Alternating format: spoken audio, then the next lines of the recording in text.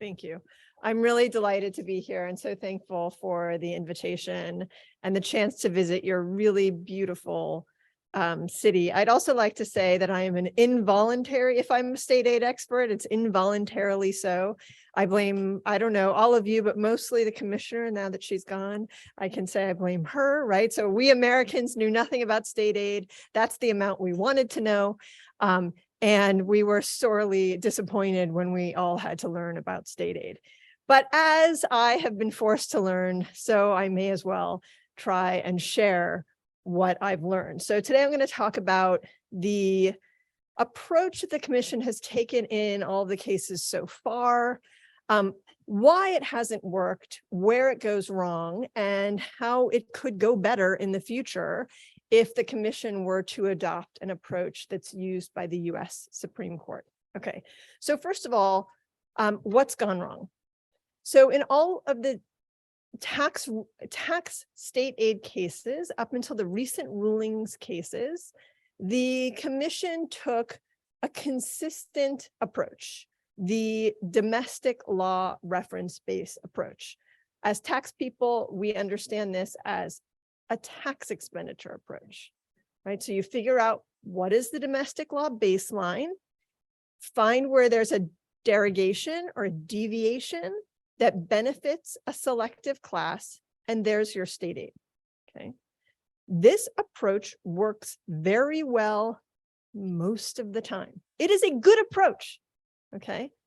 But it fails badly in two cases that we're going to talk about, and those are the kinds of cases that the transfer pricing rulings fall into, okay? So first, it's the first case in which the tax expenditure approach does not work is facially neutral rules with disparate impact, okay? That's Gibraltar. There's no derogation, but after you apply the rule, a selective class benefits. They're just discrimination as applied. And then secondly is facially selective rules that don't violate the normative principle underlying the prohibition on state aid. So they don't upset private competition. There are lots of tax rules that have to be facially selective because they reflect limitations on the state's jurisdiction to tax. A state does not have the same power to tax a non-resident as a resident. That leads inevitably to facially selective rules, but not inevitably to state aid, okay? Okay, so what to do with facially neutral rules that have disparate impacts? What to do in a case like Gibraltar? Okay, one possibility is just ignore these rules. Okay, so this is what you do with a facially neutral rule. If you can't find a derogation, then there wasn't any state aid. Okay, the government, and this is equivalent to in tax expenditure analysis, considering the structural rules to be part of the base, right? Think about the tax rates, right? The definition, the taxable year, right? That may confer benefits using a taxable year instead of, say, a 5-year income averaging period, but nobody thinks of it that way when analyzing the law for the tax expenditure budget. We just ignore it as a structural background rule, okay? Okay, so that's one possibility. You could just ignore any case that doesn't involve a derogation. You just assume there's no state aid there, okay? You may not realize this, but the commission does sometimes take the ignore it approach, okay? Think about McDonald's, right? The McDonald's case with Luxembourg, remember the McDonald's had a subsidiary in Luxembourg, and that subsidiary had a branch in the United States. And the United States said, that is not a PE under our law. We are not going to tax it. Luxembourg said, if we were looking at that branch under our law, Luxembourg law, that would be a PE and we would tax it. Okay. So Luxembourg took the position that since under its interpretation, the US could tax, Luxembourg was required to exempt. So what you ended up with was a double non-tax result. the US didn't tax under its law, Luxembourg didn't tax under its law. The commission thought this might be state aid, right? They notified the state that they were looking at it, but in the end, the commission's conclusion was essentially that this interpretive approach by Luxembourg was part of the reference base. Okay, Luxembourg did this consistently across many rulings. It wasn't state aid. The Apple tax residence mismatch. Ignore it, right? This is part of the reference law. There's no derogation. Therefore, there's no state aid. So remember what I mean when I talk about the Apple tax residence mismatch, where Ireland has a rule that says you're tax resident in Ireland if you're managed and controlled there, and the US has a rule that says you're tax resident in the United States if you're incorporated there. So you incorporate in Ireland, but are managed and controlled in the United States, therefore you are a stateless company, right? You put all your profits there, neither country taxes you. The commission looks at the Irish rule and says, it's part of the baseline. No problem there. That's not state aid, the definition under Irish law of tax residence. Okay. Vodafone and Tesco Global, two ignore it cases, right? Remember the issue in those cases was whether the graduated tax rate, Hungary called it progressive, I won't, okay? Graduated, this was a tax rate that increased with turnover size, and the highest band, right? The highest graduated rate applied to a set of companies that was almost exclusively foreign, and the lowest rate, right? The low turnover rate applied to a set of companies that was almost exclusively Hungarian. And the question was, is this discriminatory as applied, this graduated tax rate system? And what you have in that case is no, right? Well, we actually have a court decision in that case. No, that's part of the reference base. That is not a state aid. Okay, so that's one approach. Ignore it. It won't go away, right? If you ignore it, then that will be the form in which every state aid is conveyed, right? A facially neutral rule with disparate impact. All the state aid will be delivered as Gibraltar did, right? What could you do instead? So like, obviously that's problematic because you still end up with your state aid there. There's another option. You could find those things to be state aid, right? You could take the Gibraltar approach. You could say, look, this system, remember Gibraltar had the payroll and property tax system. It applied the same way to all the taxpayers. Only once it was applied did we see that offshore companies benefited, but we know that that was the intended result of the regime.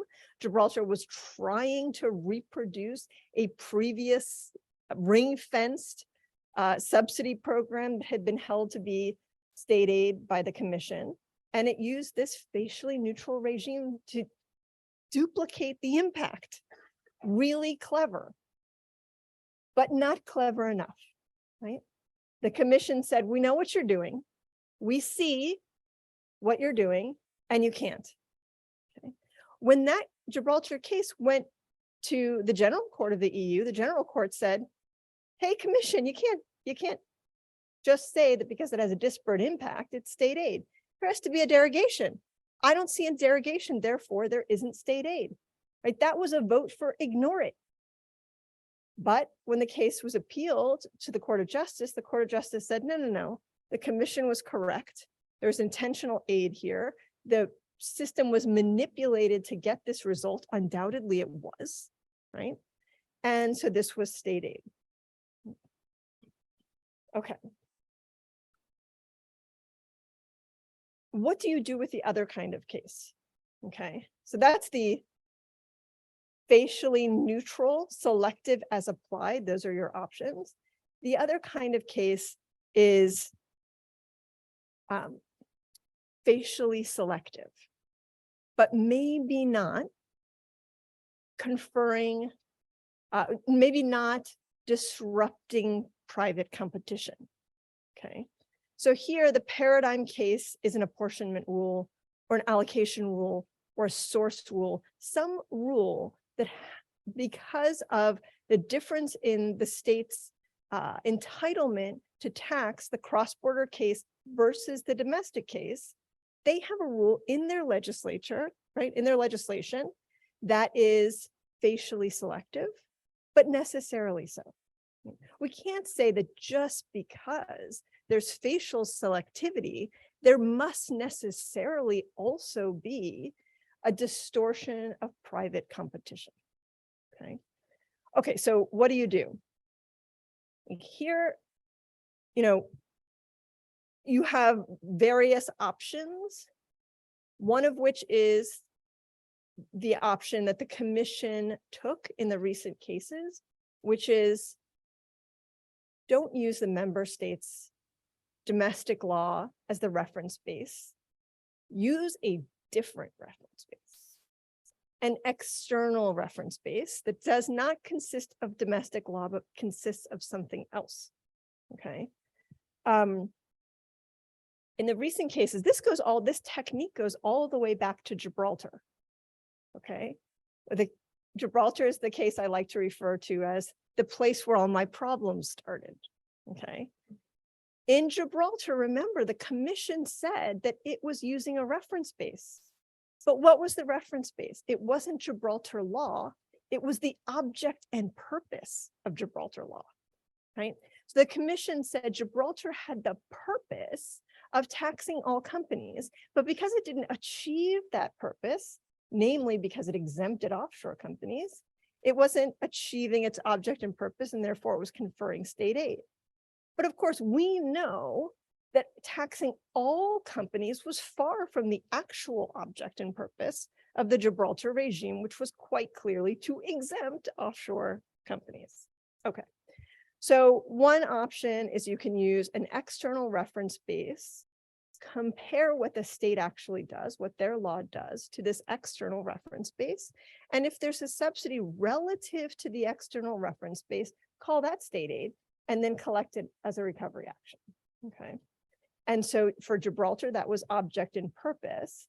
And then we get that object and purpose external base we see it again, right? We see that in the transfer pricing cases.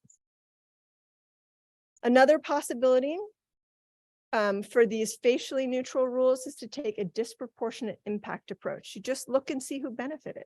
Was it offshore companies? Are offshore companies the kind of class of taxpayers that you're worried about getting benefits, right? Is that the kind of taxpayer that a state might be trying to attract to itself? Is it selective by sector? If so, then maybe you call that state aid. Okay, so far we said the reference-based approach, that tax expenditure approach, the domestic law reference-based approach works well in cases of facial selectivity, but there are two kinds of hard cases. One is Gibraltar, facial neutrality, but disparate impact. And then the second kind of hard case is a facially discriminatory rule where there's no distortion of private competition. That's Apple. Maybe. Okay. Maybe that's Apple. So facially selective rules that don't inhibit free trade. Right? Some rules, including all income allocation rules, are necessarily selective. They have to be. They only apply to the cross-border case. That's how allocation rules work. Okay, so if all you're doing is looking for like selectivity, you're going to find all of those to be state aid. Different rules apply to residents and non-residents, reflecting simply the difference in the jurisdiction that the state has over those classes of taxpayers. This does not necessarily mean, even if the tax is lower for the non-resident, as it often is, since the jurisdiction is less for the non-resident, that there is illegal state aid, that there's a distortion of competition of the type that the commission ought to worry about when enforcing state aid. Okay, so let's take Apple as an example.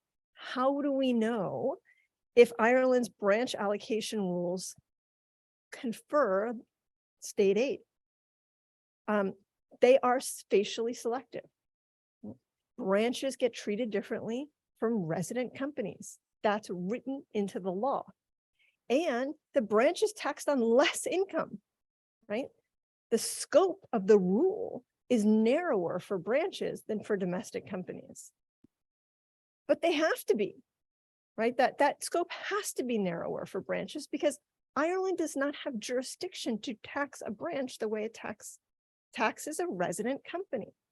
Okay, so now we need to know, is there an advantage or not, right? And this is where the commission reaches back to Gibraltar and says, object and purpose. We need an external reference base. We need some way that's not Irish law to judge Irish law. Okay, so what's the baseline? Can't be treatment of domestic companies, right? Ireland can't treat branches the way it treats domestic companies, can't treat non-resident companies the way it treats resident companies. But the commission can't just say, well, you don't have jurisdiction to tax the branch the way you tax a resident company, so we'll ignore it. Because if the commission ignores it, then Ireland can't on purpose tax the branch too little, right? So the commission can't just call it even, right? Not if the goal is, as the commissioner said, right, to promote fairness among competitors, then you would have a significant difference in the tax treatment of domestic and non-resident companies that would distort private competition between the two. Okay, so then to solve this riddle, right, the commission gets creative and it applies to Apple the external reference base, consisting essentially of the OECD transfer pricing guidelines. It doesn't say it quite like that, but that ends up being what the commission does in that case, okay?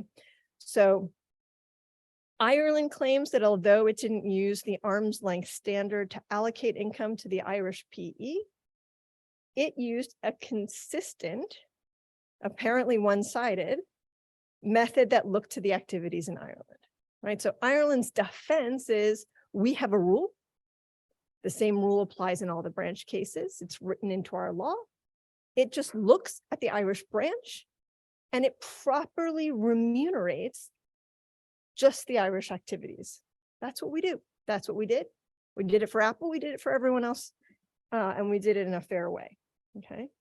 So by Ireland's account, it did its duty under its own law. It taxed the part owing to Ireland. And if the United States or other EU countries didn't tax the part that was owing to them, well, how is that Ireland's fault? Okay. As in Gibraltar, however, the commission in Apple reaches for the external reference base. It's important, though, to understand this reference base, this external reference base doesn't come from nowhere, right? It arises because you can't use the traditional approach for the income allocation rules. You can't just look for a derogation. They all derogate, but they don't all violate the principle of free competition, free trade. Okay, so the commission essentially mandates an external reference base. It legislates, that's my word, an allocation rule for Ireland. Ireland is required, then, this is the commission's theory of the case, as a matter of EU state aid law, to use the arm's length standard, which is close to, but not identical to, the OECD arm's length standard, right, as described in the transfer pricing guidelines. And the commission took this tactic, not only in Apple, but in all of the transfer pricing cases involving US multinationals, right, Fiat, Starbucks, Amazon. And so even though in Fiat, Starbucks, and Amazon, the commission could have just used the actual arm's length standard that the states had applied in the case, my view is that it applied the external sui generis, what I call the sui generis, the EU arm's length standard. It applied it in all the cases in order to strengthen the position in Apple, because that was the real case that the commission was interested in. Okay, So the commission has to have a baseline, right? The rule is facially selective, but it has to be because Ireland lacks unlimited jurisdiction over non-resident companies. The commission needs a way to establish that there was a subsidy relative to some fair, normative, external baseline that was provided by the OECD, right? I call it sui generis arm's length. Questions so far? Okay, so I take this as agreement, okay? You all agree this is what happened. Then, right, we get fiat. So we're fast forwarding to the most important recent case because we have a Court of Justice decision there. And in fiat, the Court of Justice says you have to use a domestic law reference base. The commission can't make up the reference base. It can't supply it externally. It can't use profits, right? It can't use all the profits. It can't use the profits less the expenses or any of the other descriptions that the commission gave in any of these cases for its normative arm's length standard. Okay. It has to use a domestic reference base, except when doesn't it have to use the domestic reference law base? In cases like Gibraltar. Well, now we're back where we started, aren't we? Okay, so if we have a facially neutral rule, no derogation, no place where we can identify, we can still use impact to determine whether there was state aid. But one thing you might be able to say after fiat is in the cases that involve not facially neutral rules, facial selectivity, you can't use, you must use the domestic law reference base. Okay. So we don't really know what's going on with discrimination as applied, the impact-based approach. The Court of Justice had gone out of its way in cases prior to fiat to limit Gibraltar, right? But it dedicates a couple of paragraphs in the fiat decision to saving and revitalizing Gibraltar. Okay, so Gibraltar is still alive and well. We don't know exactly what that means, right? I mean, I asked, you know, what is the value being upheld in Gibraltar? If the value being upheld is free trade, offshore companies shouldn't get better treatment even as applied, then domestic companies, fine. Gibraltar is not a special case. It's state aid delivered in a special way, but it doesn't mean that the state aid principle means something different in tax than it means anywhere else. But on the other hand, if the principle being upheld in the Gibraltar case is that states may not use their tax systems to engage in tax competition, then all of a sudden the state aid, the prohibition of state aid and tax has a very broad scope. Okay. So fiat, in my view, had to strike the sui generis arm's length standard, right? That standard could not be supported by Article 107, right? That standard to me was a step or several steps down the road to tax harmonization by the commission. And so in my view, the fiat ruling was right. The fiat case was rightly decided. The sui generis arm's length standard was unpredictable, right? But also this general approach of supplying an external reference base, even if it's not the OECD arm's length standard, and perhaps especially when it's not a clear third standard that we all know and love, right? Then what will the standard be? It's unpredictable. It's illegitimate. Where does the commission get the authority to apply the external standard? But how to handle disparate impact cases is a genuinely hard question without easy answers, okay? It's a hard question. Okay, so what does the United States do? we have the same problem in the United States.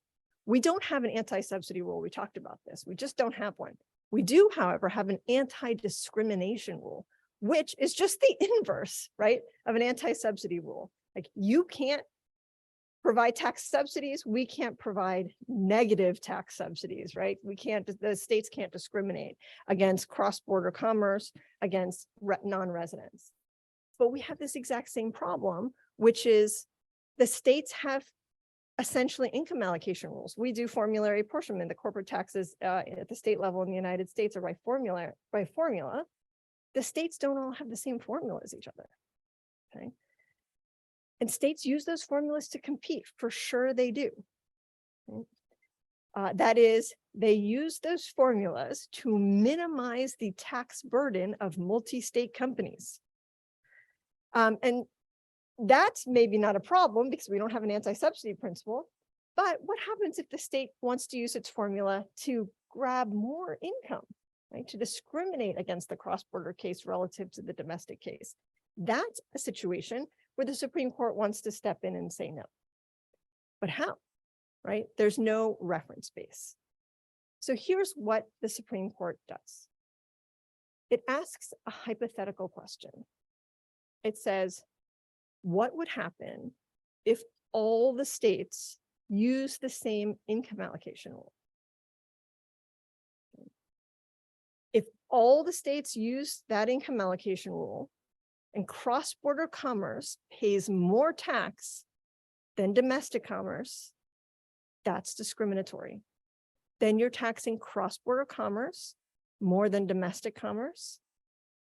And it's not a problem that arises due to differences in different states' taxes, because by hypothesis, you've assumed, right, the hypothetical conditional is all the states have the same rule. So any additional tax, any heavier tax on cross-border that arises from hypothetical harmonization of the rule has to be from the only state's rule you used, the challenge state's rule. Okay? And under our law, we say that's discriminatory, and that's sufficient to have it struck down under our, this is our version of the fundamental freedoms. It's called the Dormant Commerce Clause. Just invert that, right? All the states apply the same rule. Does cross-border commerce pay less tax than domestic commerce? Okay. If the answer is yes, then you're taxing cross-border income too lightly compared to domestic income. But notice, this technique does not use an external reference base. It's a domestic law reference base. The only state's rule you're looking at is the challenge state's rule, okay? There's a long history going back to the early 1980s, or actually late 1970s, of using this test. It's very well accepted in the United States. The most recent case applying this rule was 2015, which, for you, that's a very long time, but we don't get that many tax cases in the Supreme Court in the United States. So that's recent for us. Okay, so mismatches pass the internal consistency test. McDonald's, if every state uses the Luxembourg tax treaty interpretation, then the US sees a PE and it taxes it, and there's no double non-tax. The problem goes away, right? So then that was from a mismatch, not from just Luxembourg law. Apple tax residence mismatch. If every state uses Ireland's law, right, then those stateless Apple companies now reside in the United States and they're taxed there. The benefit goes away. The benefit was due to a mismatch, not due to the single state's rule alone. Gibraltar, that benefit doesn't go away, okay? So that's when you pay special attention to and scrutinize, okay? What fails internal consistency? The Italian textile case, World Duty Free, Adria Wien, all the old cases fail internal consistency. The ones that we're totally sure are rightly decided, they all fail internal consistency and get shown up by this test to be problematic. Vodafone Tesco fails internal consistency. If all states taxed high turnover companies more than low turnover companies, then high turnover companies, which are mostly multinational companies, would be taxed more than domestic companies. That's a problem. You might end up saying it's justified, but you want to look at that, okay? And you don't need an external reference base to do it, okay?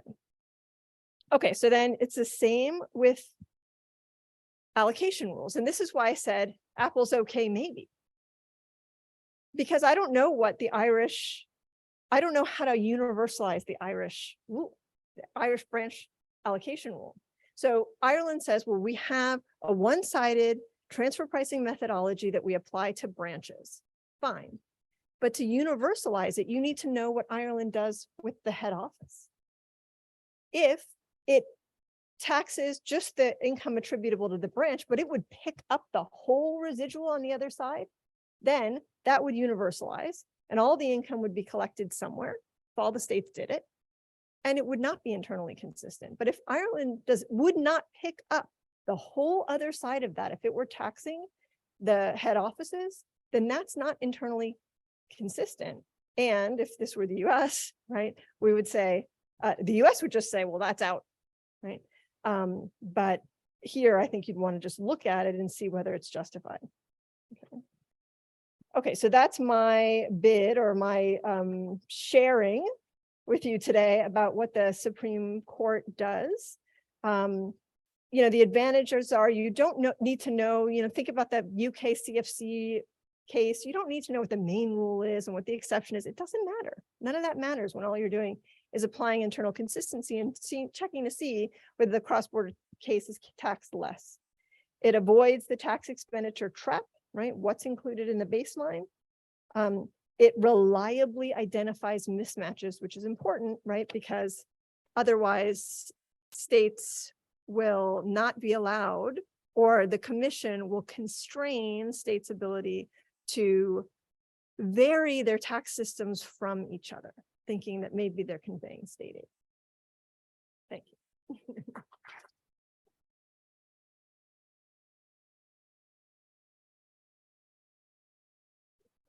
It's not on? No. Thank you so much for so many interesting thoughts here. I have a few questions for you.